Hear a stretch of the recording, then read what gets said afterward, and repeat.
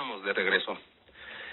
En 1975, la ONU instituyó el 8 de marzo como el Día Internacional de la Mujer, y este día ha sido el marco perfecto para conmemorar la lucha, las protestas y los logros del movimiento feminista en prácticamente todo el mundo.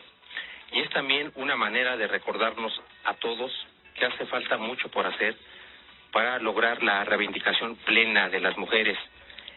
Y para platicar más de este importante tema, tenemos con nosotros a Clau Arancio. Nuestra invitada es editora de publicaciones periódicas y no periódicas desde hace más de 25 años.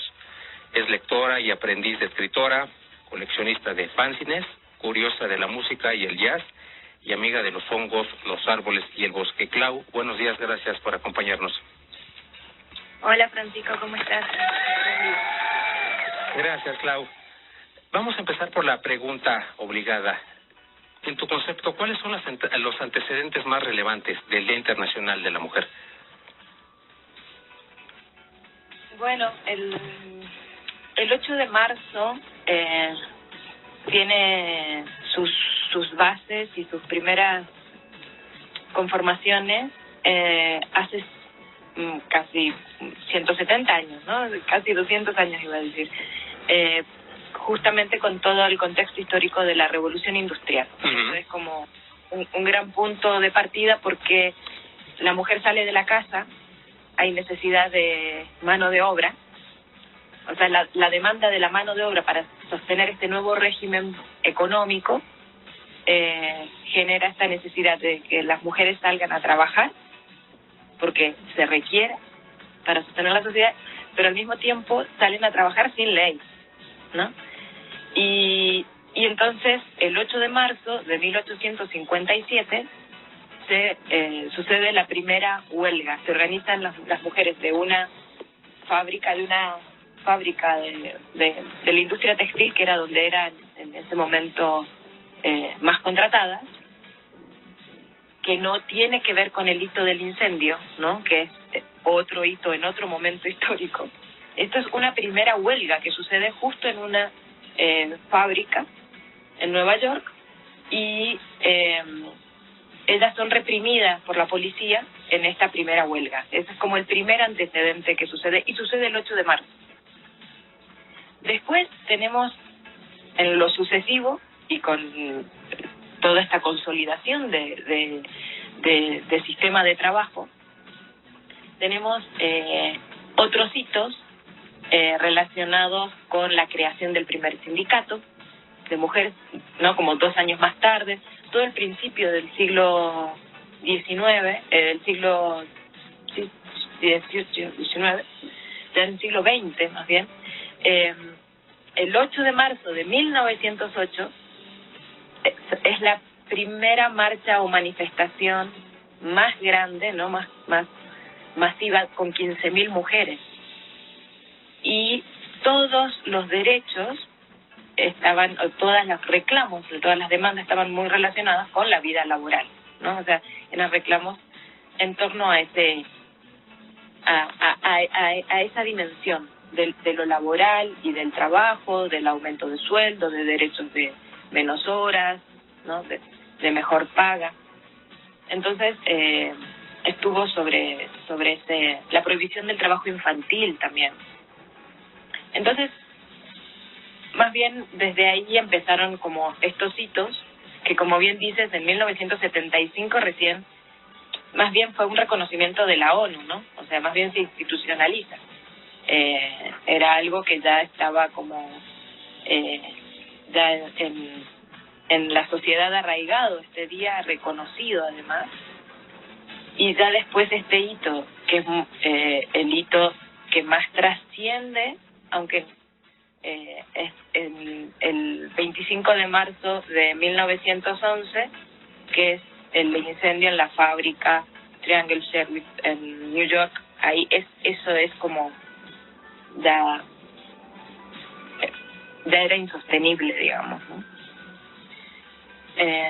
Un poco eso, un poco, no sé si me da un poco de contexto de dónde viene la configuración de este día de lucha de derechos, ¿no? más bien sobre todo, sobre los derechos de las mujeres para conseguir igualdad. Claro, Clau, estoy de acuerdo contigo. Lo único que hace es instituir un movimiento que se dio más o menos entre finales del siglo XIX y principios del siglo XX. Exacto. De hecho, el Día Internacional de la Mujer iba a conmemorarse inicialmente el 19 de marzo, pero por el hecho que nos comentas del incendio de la fábrica en Nueva York, se cambió el día del 19 al 8 de marzo. Y desde entonces, por las condiciones económicas, se ha luchado muchísimo para lograr la igualdad, la conquista de derechos en favor de las mujeres. Y nos hacen mención de un dato muy importante, que es el trabajo infantil. En aquel entonces, en tiempos de la Revolución Industrial, también trabajaban los niños, las niñas y los adolescentes. Trabajaban jornadas larguísimas de 12, tal vez 15 horas, que afectaban la salud de prácticamente todos los trabajadores, hombres, mujeres, niños, niñas y adolescentes. De ahí que de principios del siglo XX al 2023 se hayan conquistado varios derechos, varios logros han sido visibles desde entonces, y quiero preguntarte, ¿cuáles son de manera concreta las conquistas del movimiento feminista desde que arrancó más o menos a finales del siglo XIX, principios del siglo XX? Bueno, esta visibilidad hacia la desigualdad laboral, por ejemplo, que es hasta el día de hoy no se logró, lo que puso en patente, lo que hizo evidente fue la necesidad de profesionalización de la mujer, y eso llevó hacia el derecho a la educación, porque las mujeres tampoco podían entrar a la universidad. Así es. Y este derecho a la educación en realidad nos hace ver a las mujeres de ese tiempo, ¿no?, que la ley estaba escrita, pensada por los hombres y para los hombres, y las mujeres quedaban fuera. Y el siguiente paso fue entonces conseguir el derecho al voto, al sufragio universal, poder participar también en las elecciones y en la vida política. Entonces, fueron derechos laborales, fueron derechos por la educación, derechos por el sufragio, o sea, por el sufragio universal. Y luego de estas conquistas, entre comillas, ¿no? O sea, sí, y que todavía no, sí, pero sí, ahí vamos, hacen voltear, porque esto alcanzado en la vida pública hace voltearnos ya en estas ya terceras, cuartas olas del movimiento feminista hacia la esfera privada, hacia nuestras casas, hacia la vida doméstica, porque se iba ganando afuera, pero entonces ya con profesionalización, ya formadas, ya con trabajo, el asunto era que adentro de la casa las reglas seguían siendo las del medioevo, ¿no? O sea, igual la responsabilidad de crianza, de saber si le falta ropa o no le falta ropa, de lo que va a comer, de la nutrición de los hijos, del sostener casa y familia, de estas ideas de estas posibilidades de hombres sumamente exitosos y reconocidos por la sociedad gracias a que tienen una casa funcionando para ellos, para este éxito. Como que esta conciencia de que lo político también estaba dentro de la casa de una mujer, ¿no?, dentro de una, y hizo que ahora esté volteado mucho el reclamo del feminismo hacia el cuerpo, hacia las decisiones del propio cuerpo, de la sexualidad, de la reorganización de responsabilidades, de la exigencia de la presencia paterna, y como los reclamos de la actualidad, porque están relacionados como también con estos logros, ¿no? Hemos logrado esto en estos ámbitos, ahora toca también aquí. Y esto nos hace entonces ya de una manera mucho más integral hacernos muchos cuestionamientos, ¿no? Sí. Desde la propia identidad. Claro, estoy de acuerdo contigo, Clau. Viendo las cosas desde afuera, como dices, los movimientos, las protestas, las marchas y demás, lograron conquistar derechos en materia laboral. Tienes toda la razón. Las leyes laborales estaban pensadas para los hombres y en favor de los hombres. Cuando las mujeres se incorporan al mercado laboral, obviamente carecían de derechos hasta que finalmente se conquistaron. Luego viene el derecho al voto, que también era un derecho, una facultad de los hombres, incluso desde tiempos de Grecia. Quienes tenían derecho al voto, quienes tenían derecho a participar en la política únicamente eran los hombres y nada más. Entonces es hasta bien entrado el siglo XX que se conquista también este derecho. Y como también lo comentas, pero ¿qué pasa dentro de casa? La mujer es cabeza de un hogar, tiene que ver por, como dices, que no falte la ropa para los hijos, las hijas, para el esposo, por ver el sustento. Si no alcanza el dinero, entonces habrá que buscar alguna manera de completar el gasto, y esa parte tan importante la hacen las mujeres. Es una situación que no vemos, es una situación que queda en casa, pero que es fundamental y que gracias a ese compromiso de las mujeres los hogares funcionan. No es bueno que se vea a la mujer que tiene que quedarse en casa y al hombre que tiene que salir a trabajar, y el hombre está destinado al trabajo y la mujer se tiene que quedar en casa. La situación ya no es así. Se han ganado muchísimos derechos también en ese aspecto. Por ejemplo, en México la mujer tiene derecho a una compensación, tiene derecho a una indemnización cuando estuvo casada y que por dedicarse al hogar no pudo desempeñarse desde un punto de vista profesional. Entonces, se han conquistado determinados derechos que han mejorado la situación, pero sin duda hay más cosas que se pueden hacer para lograr la reivindicación del género femenino. Y precisamente, Clau, hablando de los hombres, ¿cuál debería ser el papel de los varones en este movimiento feminista?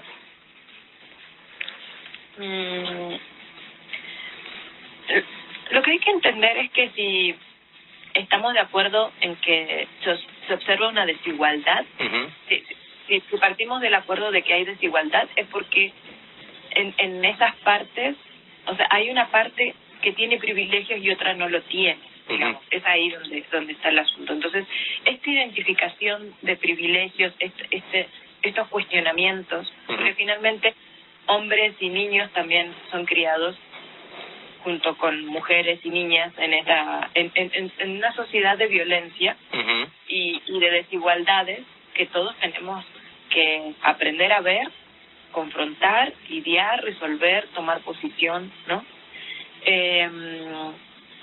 Yo creo que si los hombres son más conscientes de los privilegios que tienen, pueden llegar hasta abrir espacios para las mujeres, ¿no? Pueden llegar a...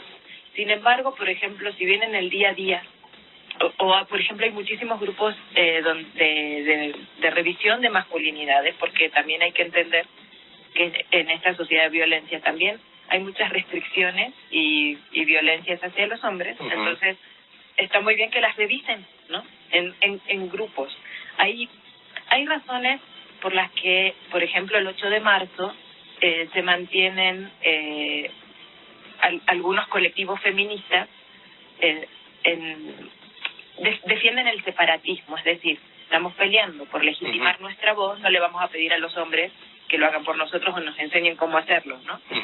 Si queremos visibilidad, no porque ellos van a venir a nuestra marcha a ocupar nuestros espacios y a ser protagonistas. Es un poco eso lo que se piensa desde los separatismos, pero también se quiere un movimiento inclusivo y diverso, donde los hombres activamente estén cuestionándose y reflexionando acerca de sus posiciones, y siento que el feminismo más bien debe ser un gran motor de inspiración para los hombres, para generar relaciones, amistades cooperativas más equitativas, un intercambio de cuidados y responsabilidades, poder hablar de cómo reducir la violencia organizada, la violencia, ¿no? O sea, creo como una apertura ahí que tal vez el feminismo pueda provocar